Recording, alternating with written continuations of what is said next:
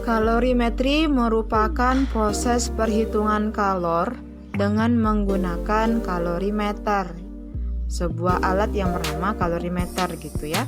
Nah, jadi untuk menghitung besar kalor yang dihasilkan dari percobaan menggunakan kalorimeter, baik dia kalor yang diterima maupun kalor yang dilepaskan, itu bisa menggunakan rumus Q MC delta T, Q sama dengan MC delta T, atau Q sama dengan C delta T.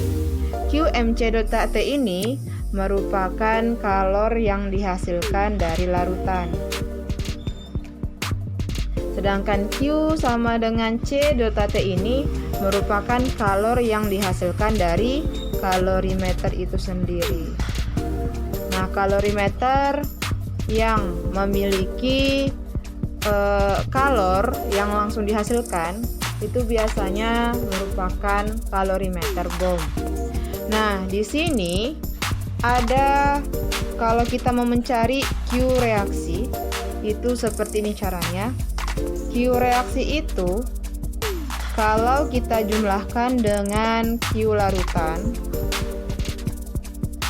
dan kita jumlahkan dengan Q kalorimeter, nanti hasilnya sama dengan 0. Nah, yang dari sini yang punya rumus itu Q larutan dan Q kalorimeter. Nah, jadi kalau kita cari Q reaksi itu sama dengan ini, pindahkan kemari berarti negatif Q larutan ditambah dikurang Q kalorimeter. Nah, kalau kita jadikan dia jadi rumusnya, kita masukkan rumusnya, Q reaksi sama dengan negatif, dalam kurungkan aja, Q larutan itu MC delta T, ini sudah dalam fisika sebenarnya, ditambah C delta T. Ini saya buat dia negatifnya di luar agar bisa jadi penjumlahan di dalam kurung. Nah, apa itu M? Seperti yang kita ketahui, ini keterangannya ya. M itu adalah massa dalam satuan gram atau kilogram. Boleh ya. Kemudian kalau dia C kecil itu berarti kalor jenis larutan. Ini satuannya joule per gram Kelvin atau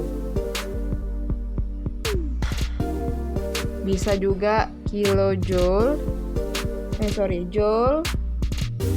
per gram derajat Celcius. Ini yang biasa. Lalu kalau dia delta T itu adalah selisih suhu atau perubahan suhu. Satuannya kalau nggak Kelvin bisa derajat Celcius. Lalu C besar itu merupakan kapasitas kalor. Kapasitas kalor dari kalorimeter. Satuannya joule per Kelvin atau boleh juga joule per derajat Celcius. Sedangkan Q adalah jumlah kalor yang dia bisa joule atau kalori atau kilojoule atau kilokalori. Itulah dia. Contoh dari kalorimetri ini, di sini sudah ada soal berapa kalor yang diperlukan untuk menaikkan suhu 50 gram air dari 25 derajat Celcius menjadi 55 derajat Celcius Dan di sini diketahui kalor jenis air 4,2 Joule per gram derajat Celcius. Nah, kita buat diketahui dulu biar kita paham menggunakan rumus yang mana. Diketahui kalor di sini yang ditanya menaikkan suhu 50 gram air. Gram berarti massa ya. M air sama dengan 50 gram. Dari 25 derajat Celcius berarti T1-nya, T awalnya 25 derajat Celcius menjadi T2 55 derajat Celcius. Kalor jenis air, kalor jenis itu C kecil sama dengan 4,2 Joule per gram derajat Celcius. Yang ditanya adalah Q berapa? Jawab. Nah, di sini bisa kita ketahui dulu untuk mencari delta T-nya, perubahan suhunya. Berarti kan T2 dikurang T1. Berarti 55 dikurang 25 sama dengan 30 derajat Celcius. Nah, dari yang diketahui ini kita bisa mencari Q dengan menggunakan rumus yang jadi intinya gini. Kalau ada C kecil diketahui, tidak ada C besar, berarti rumusnya hanya negatif MC delta T. Tidak ikut yang C delta T-nya. Jadi ini saja, masukkan rumus. Masukkan dia nilai-nilainya ke dalam rumus, berarti negatif M-nya itu 50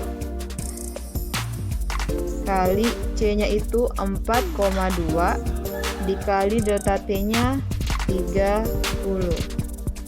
Ini sama dengan 5 kali 4,2.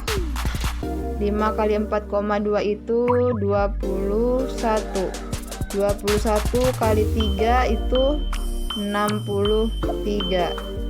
Nolnya itu ada 1 ya, 630 Joule. 5 kali 42, oh ya, 6300 Joule. Nah, di sini bisa kita ubah dia ke dalam kilojoule. Berarti bagi 1000 negatif 6,3 kilojoule. Jadi dari sini bisa diketahui bahwa Q itu kalor dapat dihasilkan sebesar 6,3 kilojoule.